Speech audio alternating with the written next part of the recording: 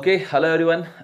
Welcome all in the next topic of the magnetic field due to electric current. और आज की इस video में हम लोग पढ़ने जा रहे हैं Ampere's law. More precisely it is called as Ampere's circuital law. अगर आप लोगों ने इस वीडियो के पहले सारे वीडियो देखे हैं तो आपको याद होगा कि हम लोग इसके पहले पढ़ चुके हैं. That is Biot Savart law. Yes, याद है आप लोगों को? एक लॉ आप पढ़ चुके हो, Biot Savart law. This is the law which is use to determine the magnetic induction. हम क्या निकालने के लिए इसको यूज करते हैं? मैग्नेटिक इंडक्शन की स्ट्रेंथ, राइट? मैग्नेटिक फील्ड निकालने के लिए हम इसको यूज करते हैं, ठीक है. लेकिन एक स्मॉल करंट एलिमेंट की वजह से, मतलब आइडियल के वजह से आपको डीबी मिलेगा. That DB is equal to I DL sine theta upon R square. That is the equation of Biot Savart law, अगर आपको याद है. बिल्कुल, बायो सावर्ट लॉ जैसे हम मैग्नेटिक इंडक्शन निकालने के लिए यूज करते हैं, उसी तरीके से हम इस बी को निकालने के लिए, इस मैग्नेटिक इंडक्शन को निकालने के लिए और एक लॉ के बारे में पढ़ेंगे. And that is what? Ampere's law, और it is called as Ampere's circuital law. तो guys, Ampere circuit law is nothing but it is the another method or alternative method to determine the magnitude of magnetic induction. मतलब इसमें भी हम B ही निकालने वाले हैं. बस ये लॉ किस तरीके से अलग है ये आपको समझना है.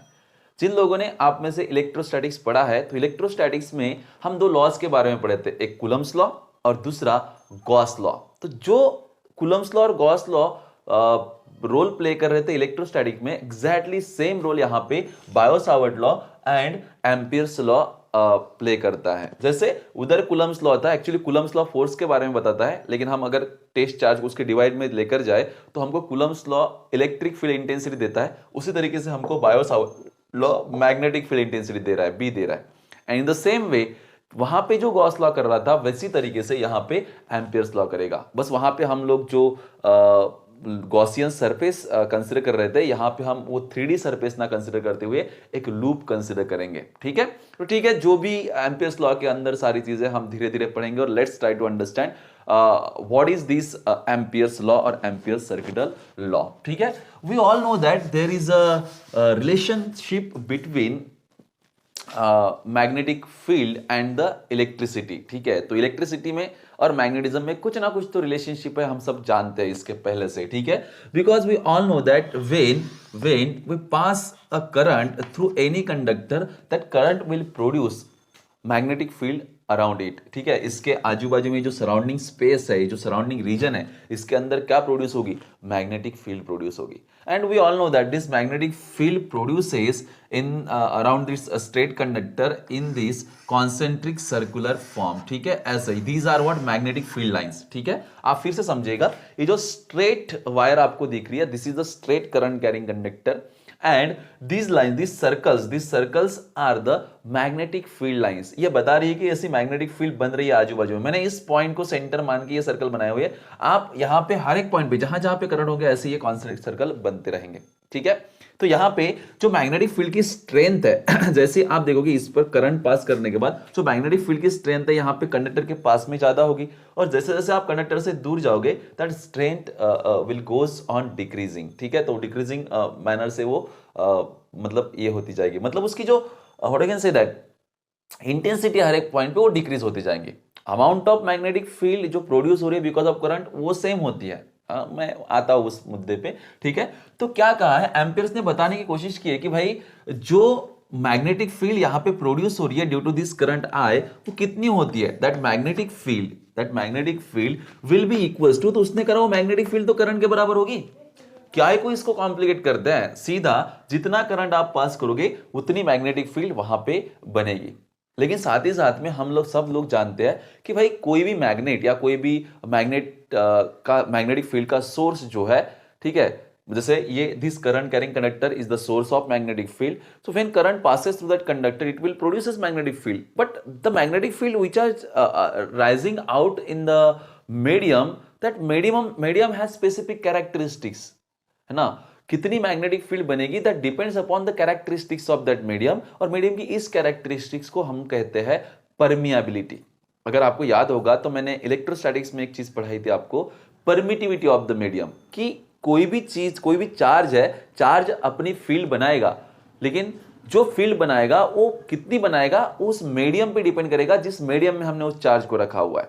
ठीक है, उसी तरीके से ये मान लो इलेक्ट्रोमैग्नेट है और ये मैग्नेट अपनी फील्ड जितनी बनाएगा, कितनी फील्ड बनेगा, कितनी स्ट्रेंथ उसकी होगी, है ना, उसमें से कुछ स्ट्रेंथ रिड्यूस हो जाएगी because of the permittivity of the medium, जिस मीडियम में आपने रखा हुआ है। लेकिन मान लो कोई कंडक्टर एक particular amount of magnetic field produce कर रहा होगा और उसको आपने बनाया किसी मीडियम में, तो उस मीडियम के परमिटिव वजह से उसमें थोड़ा सा डिक्रीमेंट आएगा, थोड़ी सा रिडक्शन आएगा। सेम आप किसी दूसरे मीडियम में रख दो, अगर उसकी जो परमेबिलिटी की वैल्यू अलग होगी तो उसके अकॉर्डिंग वो और चेंज उस मैग्नेटिक फील्ड में आ जाएगा। तो मुझे कहना यह है कि मैग्नेटिक फील्ड प्रोड्यूस होगी उतनी जितना करंट है, बट साथ ही साथ में ये मीडियम पे भी डिपेंड करती है। दैट मींस यहां पे आपको उस मीडियम की कैरेक्टरिस्टिक को लाना पड़ेगा, तो that B is equals to आपको यहां पे लाना पड़ेगा म्यू नॉट और इनटू आई तो है। What is this mu naught? This mu naught is called as permeability of free space, permeability of free space, ठीक है, या जिसको आप बोलेंगे वैक्यूम, इसको आप क्या बोलेंगे, वैक्यूम, ठीक है, या एयर, मतलब उसकी म्यू नॉट लगाया ना तो ये फ्री स्पेस के लिए परमेबिलिटी है। तो that B is depends upon mu naught and total amount of current produce, that is what flowing through that conductor. बड़ा सिंपल है। एम्पियर्स ने क्या बताने की कोशिश की है आप समझ पा रहे होंगे कि जब जो मैग्नेटिक फील्ड प्रोड्यूस करता है कोई कंडक्टर, वो डिपेंड करता है कि उसमें से कितना करंट पास कर रहे हो और साथ ही साथ में दैट इज व्हाट उस मीडियम की परमिटिविटी कितनी है, ठीक है। लेकिन भाई साहब ये जो बी आपको दिख रहा है ये है बी टोटल, ये क्या है, बी टोटल, मतलब ये टोटल मैग्नेटिक फील्ड स्ट्रेंथ है जो उस कंडक्टर में से फ्लो होने वाले करंट की वजह से बनी है। लेकिन एज वी नो दैट, जैसे मान लेते हैं कि यहाँ पे जो मैग्नेटिक फील्ड इंडक्शन बन रही है, मैग्नेटिक फील्ड की स्ट्रेंथ है वो है 100 उस कंडक्टर के सेंटर पे, ठीक है, 100 है। जैसे ही आप दूर चले जाओगे तो this is the magnetic field line, ठीक है, मैग्नेटिक फील्ड ऐसे यहाँ पे फैली हुई है, ठीक है। लेकिन ये लूप के अलॉन्ग जब आप जाओगे तो ये जो 100 है ये 100 स्प्लिट हो जाएगा ऐसे 10-10 के पार्ट में, मतलब ऐसे पर सेंटीमीटर अगर आप डिवाइड करोगे उसको तो जो मैग्नेटिक फील्ड है वो कम हो जाएगी ना। यहाँ पे इस पॉइंट पे 100 है लेकिन यहाँ पे वो हो जाएगी 10, यहाँ पे 10, यहाँ पे 10, ऐसे करते करते पूरी 100 हो जाएगी।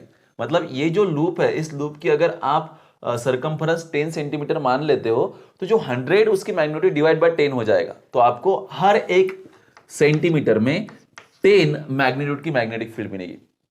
अगर आप और वाले सर्कल पे जाओगे, आगे वाले पॉइंट पे जाओगे, तो यहां पे 1 सेंटीमीटर में आप इसको 2 मैग्नीट्यूड मान लो, क्योंकि मान लेते हैं कि ये अभी 50 टुकड़े हैं, ठीक है, कितने टुकड़े हैं, 50 टुकड़े हैं, तो 50 टुकड़े हैं तो आपको हर एक टुकड़े में कितनी मैग्नीट्यूड मिलेगी मैग्नेटिक फील्ड की, कितनी मैग्नीट्यूड मिलेगी, दैट इज व्हाट 2 यूनिट मिलेगी। तो यहाँ पे हर 2 सेंटीमीटर में 2 यूनिट मैग्नेटिक फील्ड है, 2 टेस्ला आप मान सकते हो उसकी स्ट्रेंथ को, या जो भी है, ठीक है। यहाँ पे आप देखिए, यहाँ पे कितनी मान रहा है 10, हर एक टुकड़े में 10, यहाँ पे उसी पॉइंट पे 100 है।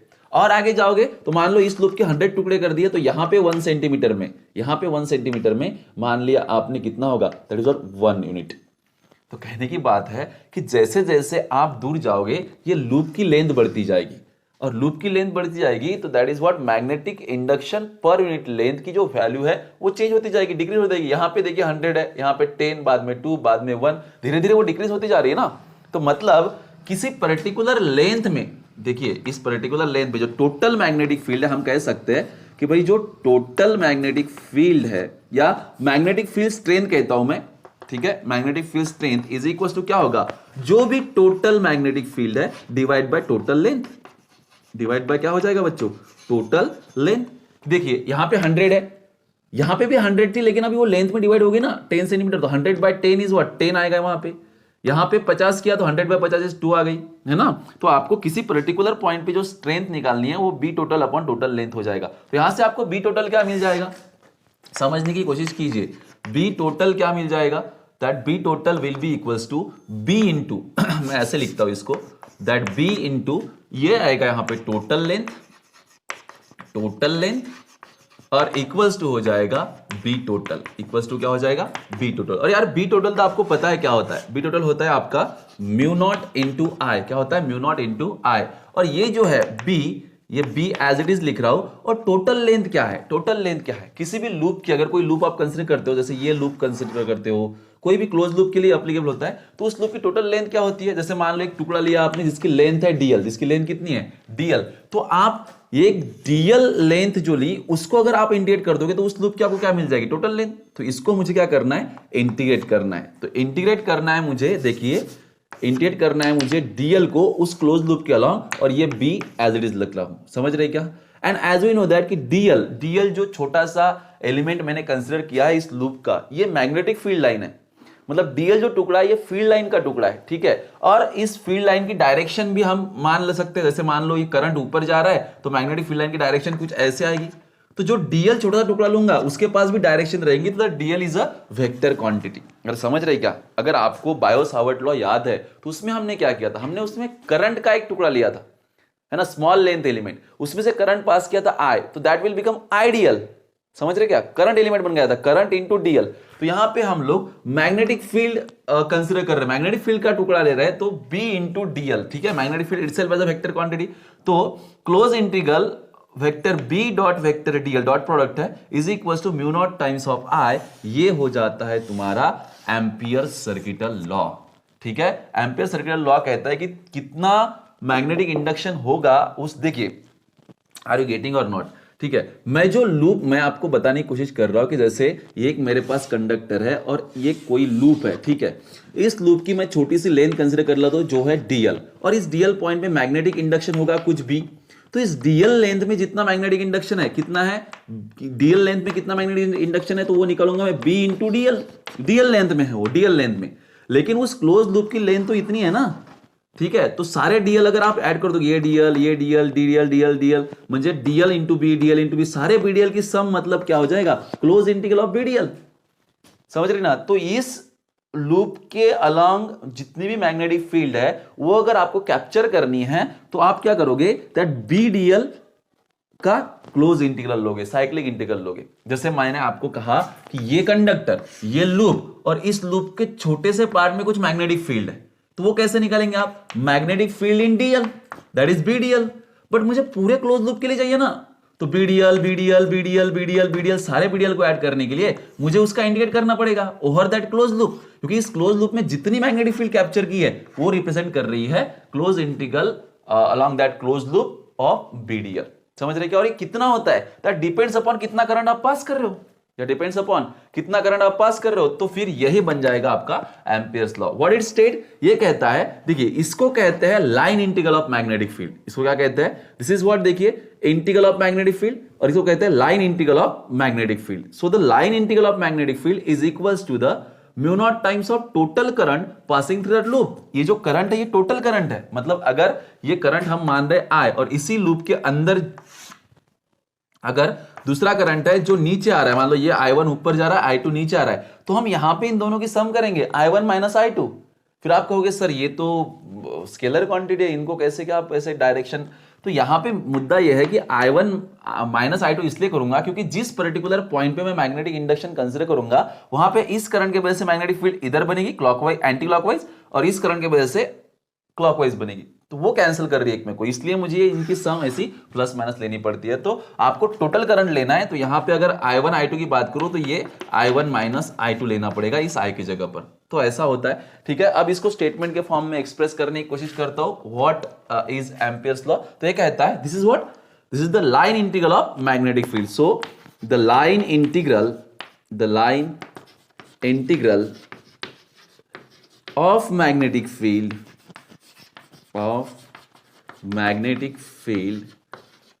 around any closed loop